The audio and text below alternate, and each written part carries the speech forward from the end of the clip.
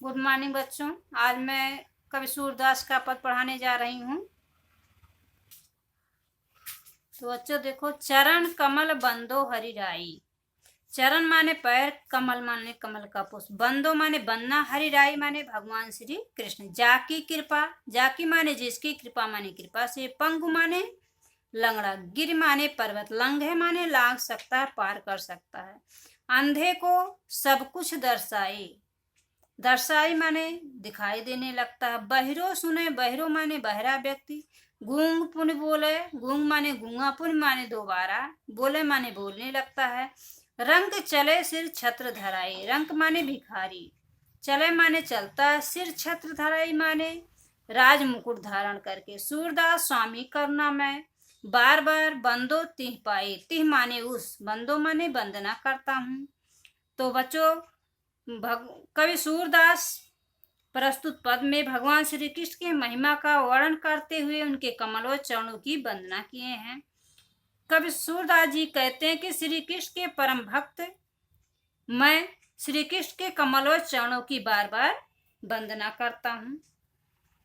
जाकी कृपा, जिसकी कृपा से लंगड़ा व्यक्ति भी पर्वत को पार कर सकता है। यदि कमलवत भगवान श्री कृष्ण की कृपा हो जाए तो अंधा व्यक्ति भी सब कुछ देखने लगता है।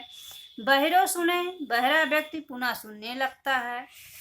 गूंगा बोलने लगता है। यदि गरीब व्यक्ति है या भिखारी है, उसके ऊपर परम सत्य भगवान श्री कृष्ण की कृपा हो जाए तो वह राजा बनकर अपने सिर पर राज मुकुट धारण कर लेता है। सूरदास स्वामी करुणामय, कवि सूरदास जी कहते हैं ऐसे करुणावान, ऐसे दयावान भगवान श्री कृष्ण के चरणों की मैं बार बार वंदना करता हूँ। तो काव्य का सौंदर्य देखिए बच्चों। रस जो है भक्ति है, भाषा साहित्यिक ब्रज भाषा का प्रयोग किया गया, शैली मुक्तक, गुण जो है प्रसाद, छंद गेय पद है, और अलंकार चरण कमल में रूपक अलंकार। बहिरो सुने, गूंग पुन बोले, रंग चले सिर छत्र धराई, तो अनुप्रास अलंकार का प्रयोग हुआ है। बार बार में पुनरुक्त प्रकाश अलंकार प्रयोग हुआ है। दूसरा पद अब है अभिगत गति कछु कहत न आवे। अभिगत माने बच्चों जो ज्ञात ना हो, अज्ञात। यहाँ अभिगत शब्द निराकार ईश्वर के लिए प्रयोग किया गया है। गति माने दशा, कछु कहत न आवे, कछु माने कुछ, कहत न आवे माने कहते नहीं बनता।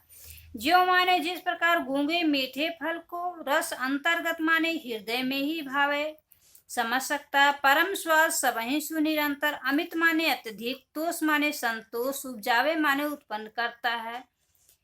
मन बानी, मन से, बानी माने वाणी से, अगम अगोचर, अगम जहां जाया ना जा सके अर्थात इंद्रियों से परे, सो जाने वही जान पाता है।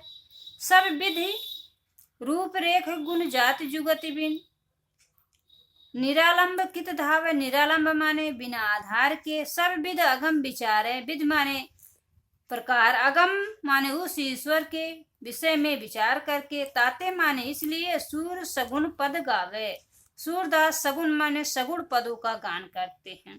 तो बच्चों देखो, प्रस्तुत पद में कवि सूरदास श्री कृष्ण की महिमा का वर्णन करते हुए कहते हैं कि अविगत गत कछु कहत न आवे, निराकार निर्गुण परमात्मा की महिमा कहते हुए नहीं बनता। उनकी आराधना करना अत्यंत कठिन है।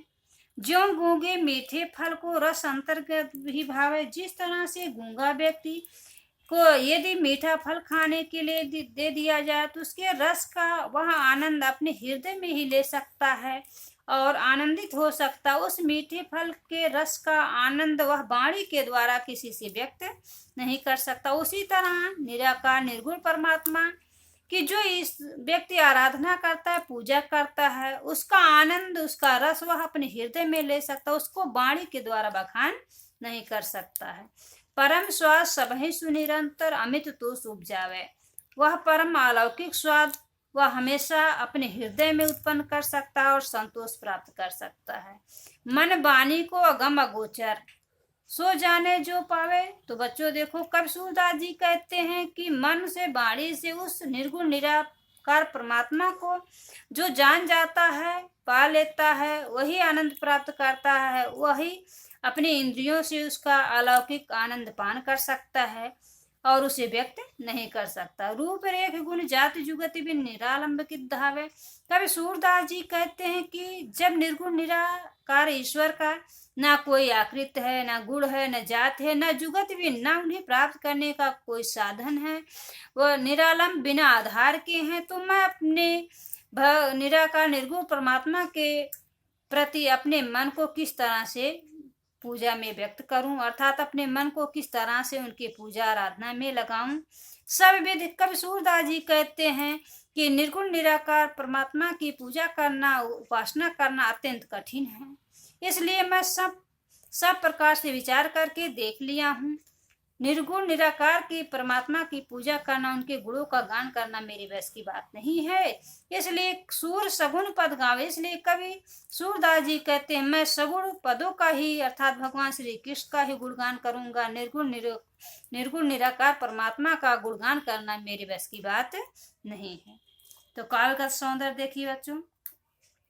साहित्यिक ब्रजभाषा शैली वही मुक्तक है। गुण प्रसाद भक्ति एवं शांत रस का प्रयोग किया गया है। छंद गेय पद है। शब्द शक्ति लक्षणा है। अगम अगोचर में अनुप्रास अलंकार का प्रयोग हुआ है।